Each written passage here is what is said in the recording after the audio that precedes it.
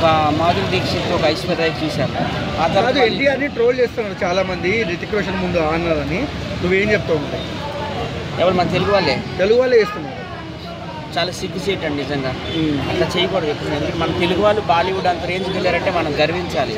అప్పట్లో నాగార్జున శివతో వెళ్ళారు, ఆ తర్వాత మళ్ళీ ప్రభాస్ బాహుబలితో వెళ్ళారు, ఆ తర్వాత మన అల్లు అర్జున్ పుష్పతో వెళ్ళారు. ఇప్పుడు జూనియర్ ఎన్టీఆర్ కూడా మొన్న వెళ్ళాడు కొంచెం ట్రిబులర్తో, ఇప్పుడు ఫుల్ ఫ్లెడ్జ్డ్గా వెళ్ళిపోయినాడు R2తో. సో వాళ్ళు నిజంగా చెప్తూ పట్టాలి. ఎందుకంటే తెలుగు వాళ్ళు పైకి వెళ్ళకూడదా? రాజమౌళి గారు చూడండి, మన తెలుగు జాతి యొక్క ఖ్యాతిని ఖండాంతరాలు దాటిస్తారు. వరల్డ్లోనే నెంబర్ 1 అవార్డ్స్ అయినటువంటి ఆస్కార్ అవార్డు, గోల్డెన్ గ్లోబ్ అవార్డుని తీసుకొచ్చారు మన తెలుగు సినిమాకి. సో తెలుగు వాళ్ళం అయి ఉండి మనం అందరం గర్వించాలి. శ్రీకృష్ణదేవరాయలు ఏమన్నారు, దేశ భాషలు అందరూ తెలుగు లెస్స అన్నారు. So of all the languages Telugu is the best అని దాని మీనింగ్. సో ఖచ్చితంగా జూనియర్ ఎన్టీఆర్ గట్టి పోటీ ఇస్తారు రితిక్ రోషన్కి. ఆయన కూడాను మంచి పేరు తెచ్చుకుంటారు. మన దక్షిణాది నుంచి అంటే ఒక కమల్ హాసన్, ఒక రజనీకాంత్, ఒక చిరంజీవి, ఒక నాగార్జున, ఒక ప్రభాస్, వీళ్ళకి ఇప్పుడు దాకా పేరు ఉంది బాలీవుడ్లో.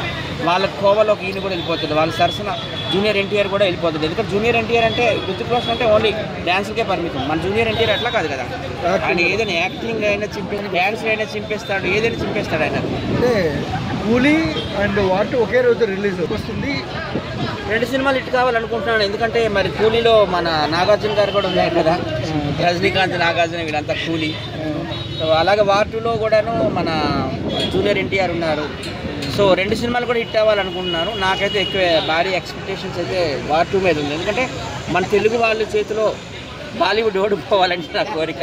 ఎందుకంటే బాలీవుడ్ వాళ్ళు మనకు చిన్న చూపు చూస్తారు. గతంలో చూస్తే రామ్ చరణ్ గారిని షారూఖ్ ఖాన్ గారు ఇడ్లీ సాంబార్ అని ఎటకారం చేశారు కదా. సో మన తెలుగు వాళ్ళ సత్తా ఆల్రెడీ చాటేశారు రాజమౌళి గారు, ఇంకా చాటాలి, వాళ్ళని మనం డామినేషన్ చేయాలనేది నా కోరిక. సో అంటే కూలీ ఉన్నాయా? క్యాస్టింగ్కి దీనికి ఎటువంటి సంబంధం లేదండి. బాహుబలిలో చూస్తే భారీ తారాగణం, అదే పుష్ప 2లో చూస్తే ఏమీ పెద్ద తారాగణం లేదు, హీరో హీరోయిన్ అంతే కదా, ఒక ఐటెం సాంగ్. కానీ బాహుబలితో ఈక్వల్గా వెళ్ళింది కదా, ఆల్మోస్ట్ 2000 crores కలెక్షన్ చేసుకుంది కదా. సో భారీ తారాగణం ఉంటేనే భారీగా హిట్ అవుతుంది అని ఏమీ లేదు, తక్కువ తారాగణం ఉన్నా కానీ హిట్ అవుతుంది. నిజంగా జూనియర్ ఎన్టీఆర్ అంటే మన తెలుగు కాదండి, భారతదేశం గర్వించదగ్గ నటుడు. ఆయన యాక్టింగ్లో అవన్నీ, డ్యాన్సింగ్లో అవన్నీ చింపేస్తాడు. సో అది వెరీ నటిస్తున్నారు. నేనేం నటించలేదండి, నేనైతే బకాసుర్ రెస్టారెంట్లో నటించాను. అది ఈరోజు రిలీజ్ అయింది, అందరూ చూడండి. Thank you, bye.